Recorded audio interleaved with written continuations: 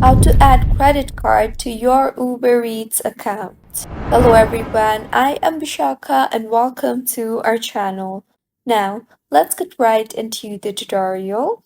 Firstly, go ahead and open your preferred browser and in the search bar, search for ubereats.com. You will be led to the official webpage of Uber Eats. Make sure you are signed in and now to add credit card to your Uber Eats account.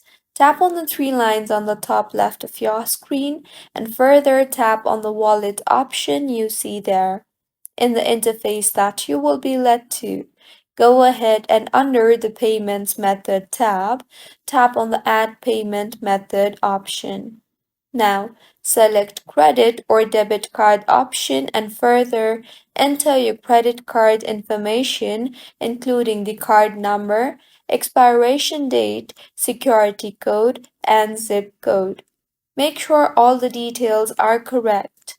After entering your details, click on Add Card, and with this, your card will be added. So, this is how you can add credit card to your Uber Eats account.